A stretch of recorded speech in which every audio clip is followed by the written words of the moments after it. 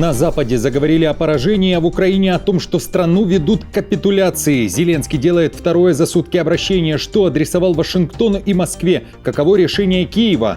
Срочные переговоры в Лондоне. ЕС заявляет о красных линиях и выдвигает встречный план в ответ на предложение Путина. О чем речь?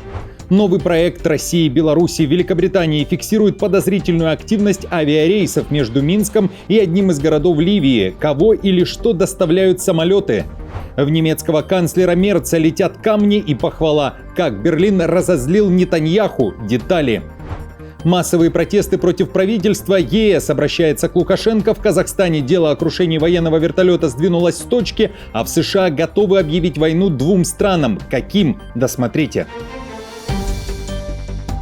Всем привет, это «Время Прядко», коротко, четко и по делу о том, о чем говорят в мире. Если вам есть что сказать, делитесь своими мыслями и отвечайте на мои вопросы в комментариях. За лайк и подписку буду особенно благодарен. Время начать.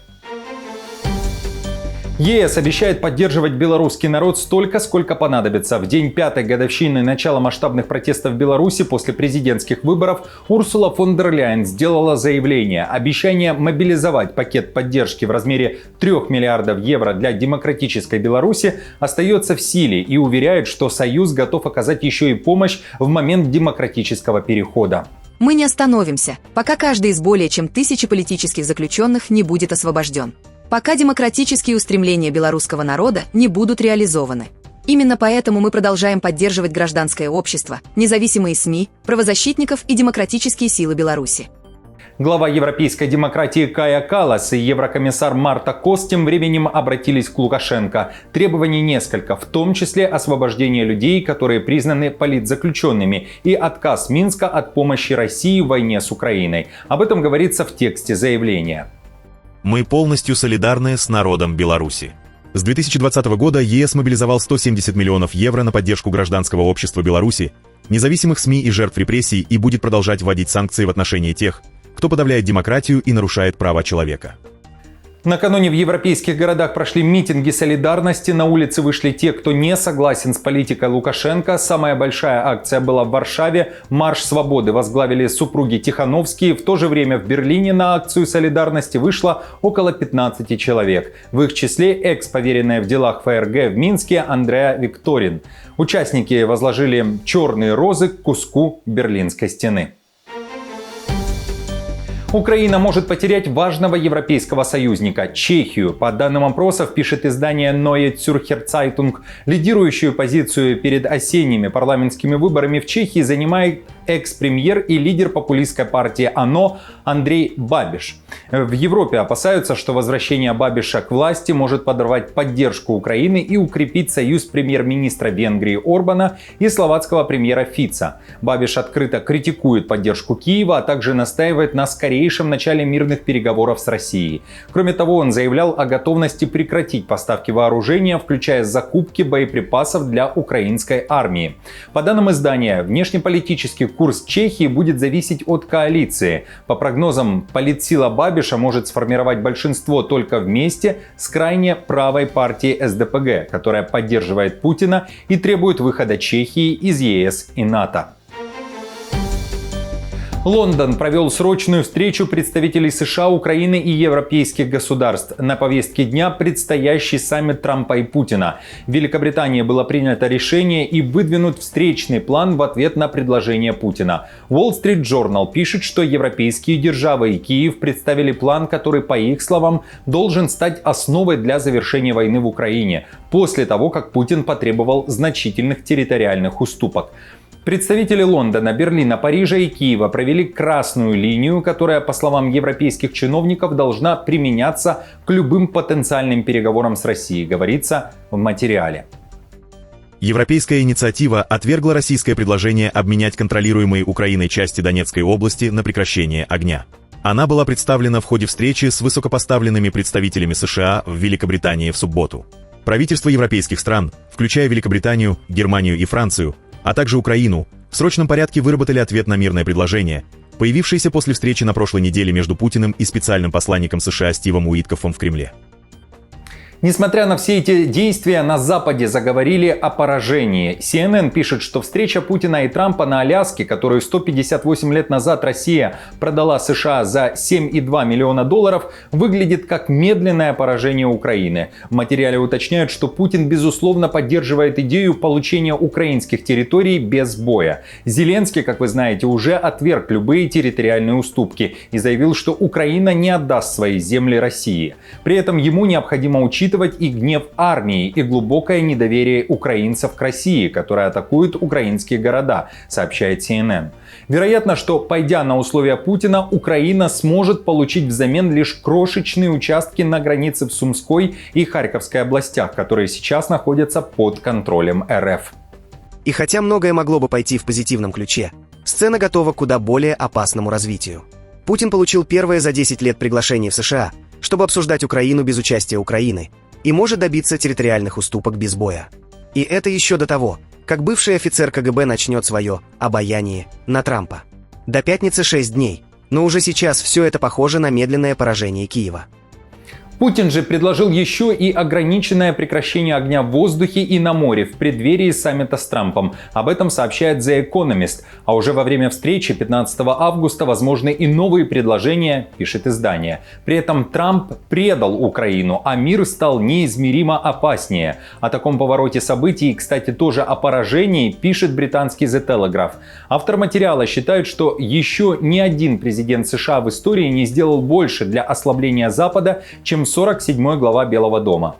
Аляска выбрана не случайно, говорится в материале. Это демонстрация того, что Путин снова желанный гость в США. Кроме того, The Telegraph пишет, что Трамп ведет себя как российский агент. И если Украину заставят пойти на уступки, то эти уступки станут колоссальной победой России. Это прямое поражение. Поражение не только для Украины, но и для ценностей, которые англоязычный мир и его союзники отстаивали с 1940 года, принося огромную пользу человечеству. Агрессия вознаграждается. Границы меняются силой. Хрупкая диктатура победила Западный альянс, чья совокупная экономика в 40 раз больше ее собственной. Престиж демократии терпит удар уровня Суэцкого кризиса.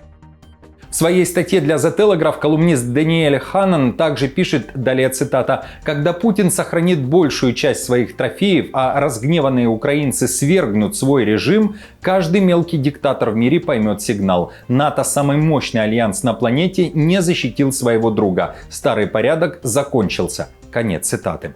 Далее предлагаю послушать мнение людей из Киева и Москвы, что они думают о территориальном вопросе. И, собственно, далее интервью из украинской столицы. Ни один солдат не согласится сдавать территорию или выводить войска с украинской земли. Я думаю, все эти флаги здесь не просто так установлены. Они символизируют жизни, отданные за украинскую землю и за каждую семью. Я против. Иначе эта борьба не имела бы смысла. Это мое мнение. Я понимаю, что люди страдают. Но как это выглядит? Они на нас напали. И мы должны просто с этим смириться. Хорошо, берите нашу территорию и оставьте нас в покое. Это был бы плохой шаг для независимости Украины, потому что Путин на этом не остановится. Среди россиян есть и те, кто говорит о том, что войска России должны забрать еще и Одессу, и это несмотря на то, что официальные лица России неоднократно уверяли, что им чужие земли не нужны. Итак, мнение из российской столицы далее. Нашего президента пытается втянуть в какую-то дичь, он явно просчитал уже все это, и конфликт будет завершаться только на наших условиях. Все-таки два таких мастодонта встречаются, как наш президент и Трамп. Но если эти не помогут, то уже ничего не поможет. Вот, ну, может, если не завершить, и может завершить то не сей секунд, то уж большие сподвижки точно должны дать, я уверен. Смотря на какой обмен, нам их надо 100%, я считаю, забрать выход к Черному морю, то бишь Одессу. Ну и что-то, может, им там немного земли дать, чтобы все было по-честному. В украинских медиа также пишут о том, что страну ведут к капитуляции, ведь Трамп не собирается быть гарантом безопасности для Украины, а сменяемость западных лидеров может привести к тому, что соглашение с ними утратит силу спустя время.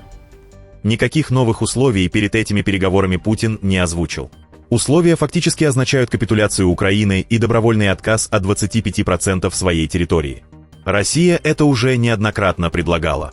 Никаких новых условий гарантии выполнения этого соглашения и гарантий безопасности для Украины США не озвучили. Зеленский при этом надеется, что Трамп будет действовать мудро в отношении Украины, иначе долговечного мира не будет. Зеленский заявил, что Киев выполнил все требования США и записал новое обращение, которое адресовано не только Вашингтону, но и Москве. Зараз Путін хоче, щоб йому пробачили захоплення. Сейчас Путин хочет, чтобы ему простили захват юга нашей Херсонской и Запорожской областей, полной территории Луганщины и Донецкой области, Крыма. Эту вторую попытку раздела Украины России мы не дадим. Слова Зеленского о том, что украинские земли не для России и разбрасываться ими никто не собирается, могут вызвать гнев Трампа. Об этом также пишет западная пресса. Итак, друзья, остаются считанные дни. Каково ваше мнение по поводу всех заявлений, планов, переговоров и совещаний? Чего достигнут 15 августа? Напишите свое мнение в комментариях. Спасибо вам за ваши ответы, спасибо за добрые слова. Если не затруднит, поддержите меня лайком и не забудьте подписаться на канал, чтобы не теряться. А я традиционно после этих слов продолжаю. Новый план России и Беларуси. В ЕС заявляют, Путин и ливийский генерал Халифа Хафтар, контролирующий Восточную Ливию, готовят новый миграционный кризис на восточных границах Евросоюза. Еврокомиссия уверяет, что зафиксировала резкий рост рейсов между Бенгази и Минском. По данным чиновников, это может быть скоординированная операция по завозу мигрантов, аналогичная кризису 2021 года, когда через Беларусь в Польшу, Литву и Латвию пытались прорваться десятки тысяч человек. В Беларуси или России этой информации пока не комментировали. Чиновники заявили, что характер перелетов указывает на возможную координацию с генералом Халифой Хафтаром, военачальником, контролирующим большую часть Восточной Ливии для организации новой волны нелегальной миграции в Евросоюз. Это может повторить события лета 2021 года, когда десятки тысяч мигрантов пытались попасть в ЕС через границы Беларуси. Тогда, как утверждали в ЕС, это было частью российской операции по дестабилизации Европы. США готовы бомбить своих противников. Америка на пороге войны с Мексикой и Венесуэлой. Трамп тайно приказал Пентагону готовиться к ударам по наркокартелям в Латинской Америке. О секретной директиве пишет Нью-Йорк Таймс. По данным издания, солдаты США будут воевать с картелями, которые администрация Трампа еще в феврале этого года признала иностранными террористическими организациями. В частности, в базе террористов венесуэльский картель «Солнца». В администрации Трампа уверены, что его возглавляет президент Венесуэлы Мадуро, за поимку которого сейчас объявлено вознаграждение в $50 миллионов. Военное командование уже начало разработку сценариев участия армии в таких операциях, однако использование вооруженных сил вне зоны официальных боевых действий вызывает серьезные юридические споры. Министерство обороны США отказалось комментировать новую директиву. Односторонние военные удары по наркокартелям стали бы серьезной эскалацией в затяжной борьбе с незаконным оборотом наркотиков, поставив американские вооруженные силы на передовую против хорошо вооруженных и обеспеченных группировок. Спустя 2 недели после крушения военного вертолета в Казахстане найдены первые обломки воздушного судна и тело одного из членов экипажа. Об этом сообщает Минобороны страны. По данным ведомства, фрагменты вертолета и погибшего человека обнаружили военные водолазы в озере Сарбулак, это Алматинская область, на глубине 14 метров. В настоящее время проводится процедура опознания. Напомню, также авиакатастрофа под Алматы произошла 25 июля. На борту вертолета было 3 членов экипажа. Поиски осложнены низкой видимостью под водой и илистыми отложениями, что существенно замедляет работу водолазов и инженерных подразделений. Несмотря на сложные условия, все задействованные силы действуют слаженно и целенаправленно для скорейшего завершения операции. В немецкого канцлера полетели камни и похвала. Хвалит Мерца Иран за решение прекратить поставки оружия Израилю для ударов по Газе. А вот критика обрушилась от однопартийцев и, конечно же, от Нетаньяху. По словам премьер-министра Израиля, это шаг, поощряющий терроризм. Далее цитата: «Вместо того, чтобы поддержать справедливую войну Израиля против Хамаса». Однако в иранской похвале была ложка дегтя. Решение хорошее, но слишком запоздалое, подчеркнул иранский посол в Берлине. Германия объявила о приостановке до дальнейшего уведомления экспорта любых видов военного оборудования в Израиль, которое может быть использовано в Газе. Я считаю, что это решение очень запоздало, действительно запоздало. Однако, учитывая масштаб гуманитарной катастрофы в Газе, даже маленький шаг может стать небольшой и, без сомнения, менее значительной, чем кажется, помощью для глубоких ран беззащитных людей в этой стеклянной и открытой тюрьме. Напомню, Мерц ранее заявлял, что обеспокоен ситуацией в Газе. Тем временем уже несколько дней подряд в Иерусалиме и Тель-Авиве проходят масштабные антиправительственные митинги.